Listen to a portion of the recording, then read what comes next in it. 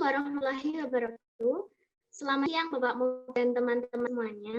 Jadi kami dari kelompok 6 akan mempresentasikan hasil diskusi kelompok kami mengenai pengaruh lingkungan terhadap penyakit tumbuhan. Yang pertama pengaruh cuaca dan yang kedua dari pengaruh tanah. Sebelumnya perkenankan kelompok kami untuk memperkenalkan diri kami masing. Yang pertama Nuriana NIM 65. Yang kedua Eriko Danilo 69, yang ketiga Anggito NIM 674, dan yang terakhir ini NIM 078. Yang pertama, kita akan membahas mengenai perkembangan penyakit. Yang kedua, cara faktor luar mempengaruhi perkembangan penyakit tumbuhan. Yang ketiga, pengaruh cuaca terhadap penyakit tumbuhan. Dan yang keempat, pengaruh tanah terhadap penyakit tumbuhan.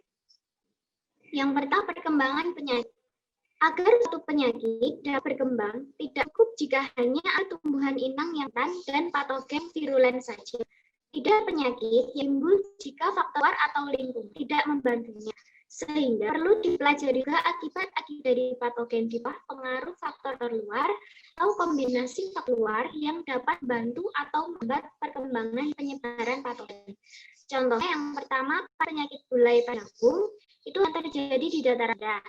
Kemudian penyakit cacar pada teh hanya terjadi di dataran tinggi. Kemudian penyakit akar hilang pada teh yang terjadi di tanah saja. Kemudian cara terluar mempengaruhi perkembangan penyakit pada tumbuhan dapat melalui dua cara. Pertama dengan pengaruhi patogen. Pertama sebelum terjadi infeksi atau selama patogen berada di luar badan tumbuhan. Yang kedua, setelah terjadinya penyakit atau setelah patogen berada di dalam badan tumbuhan. Pembiakan patogen banyak ditentukan oleh faktor luar. Contohnya, kebanyakan jamur membentuk spor banyak pada cuaca yang lembab. Kemudian yang kedua, dengan mempengaruhi tumbuhan inang. Ketahanan dan kerentanan tumbuhan terhadap penyakit kan merupakan suatu hal yang tetap. Contohnya, berian pupuk nitrogen yang terlalu banyak dapat menyebabkan tumbuhan menjadi lebih rentan terhadap penyakit. Yang selanjutnya yaitu faktor luar yang mempengaruhi patogen secara tidak langsung.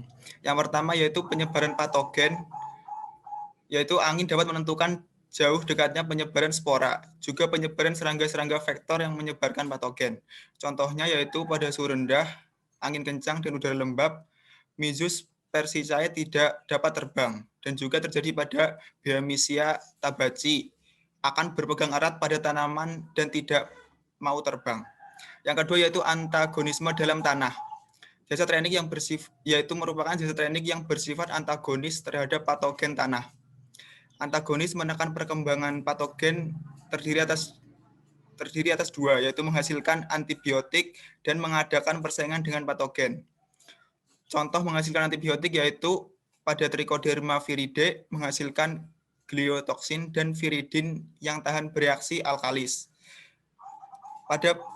Selanjutnya, mengadakan persaingan dengan patogen, yaitu mendapatkan nutrien. Patogen yang dapat bertahan dalam tanah biasanya bersifat saprofit fakultatif, yang kurang dapat bersaing dengan saprofit. Selain Trichoderma, dalam tanah terdapat banyak jasa trenik seperti bakteri, Actinomycotes, dan jamur lain yang menghasilkan antibiotik. Faktor luar dapat berpengaruh sendiri-sendiri, tetapi juga dapat saling mengadakan interaksi yang mempengaruhi patogen maupun tumbuhan inang. Contohnya yaitu suhu optimal untuk pertumbuhan patogen tidak selalu menyebabkan tumbuhnya penyakit yang berat karena suhu ini dapat juga membantu perkembangan tanaman sehingga tanaman mempunyai ketahanan yang lebih tinggi.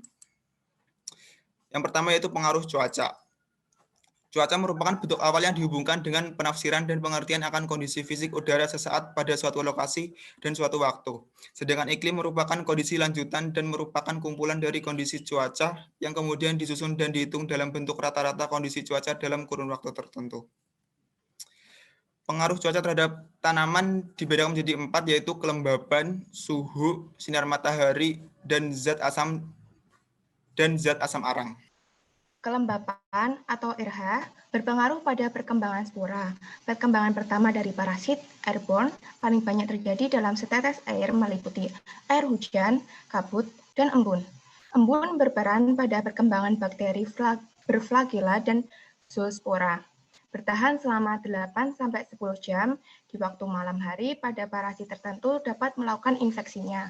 Contohnya, penyakit bulai pada jagung. 1. Basidiospora, Exobasidium texans. Masih dapat berkecambah dalam kelembapan nisbi 90%. Yang kedua, spora beberapa jamur embun tepung berkecambah pada RH 0-100%.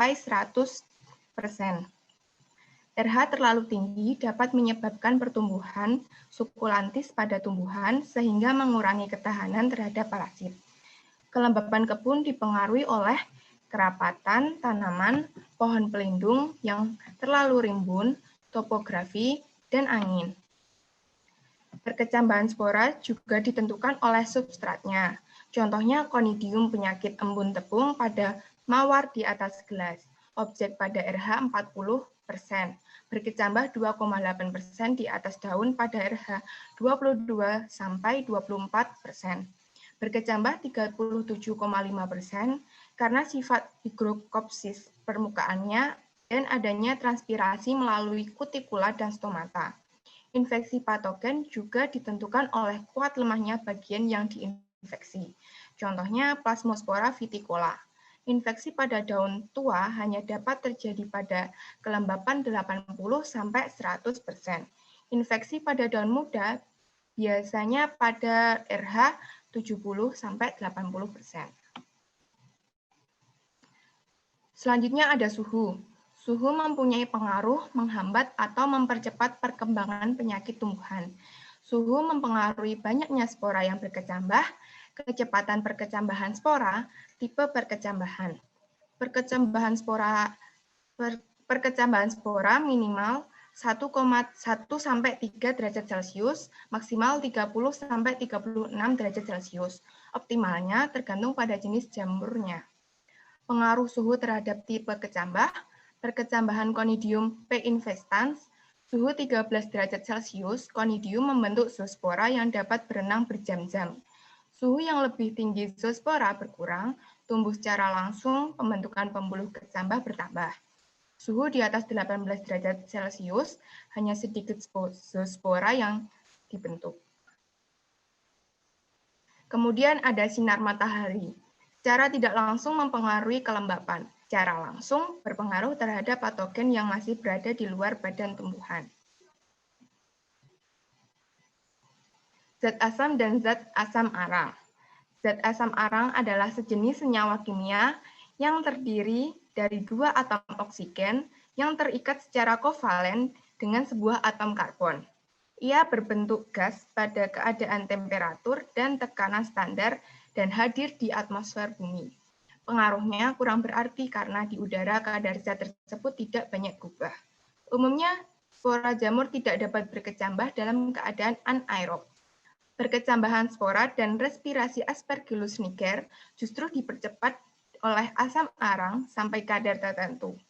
Diduga dalam metabolisme zat ini menjadi prekursor dari asam amino. Selanjutnya ada pengaruh tanah. Pengaruh tanah terhadap penyakit tanaman dipengaruhi oleh beberapa faktor. Yang pertama, ada pH tanah. Pada kondisi pH tanah yang rendah, patogen lebih infektif dibandingkan pH tanah yang tinggi. Yang kedua, suhu tanah. Perkembangan patogen tanah dihambat pada suhu tanah yang tinggi. Oleh karena itu, strategi untuk menekan perkembangan patogen tanah adalah dengan menggunakan suhu tinggi. Yang ketiga, ada tekstur dan pemadatan tanah. Kondisi tekstur tanah berpengaruh terhadap kesuburan dan kesehatan tanah. Kandungan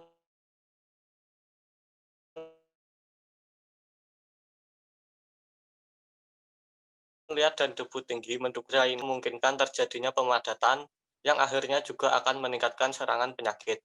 Yang keempat, ada unsur hara tanah. Keterkaitan antara unsur hara tanah dengan perkembangan patogen tanah dapat diketahui dari jenis pupuk yang digunakan dan kandungannya di dalam tanah. Yang kelima, ada bahan organik.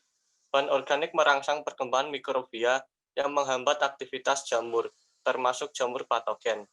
Yang terakhir, ada kadar garam yang tinggi pada tanah.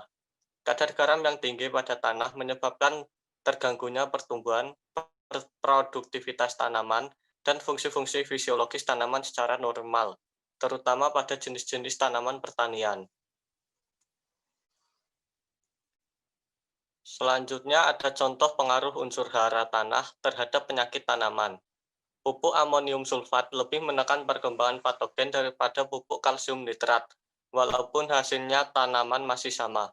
Pemupukan dengan amonium sulfat akan berpengaruh terhadap pengasaman tanah dan meningkatkan kadar unsur-unsur N, K, S, Zn, dan khususnya Mn di dalam daun. Peningkatan kadar Mn pada daun berkolerasi dengan penekanan penyakit, walaupun peran Mn dalam penekanan penyakit tersebut belum diketahui dengan jelas.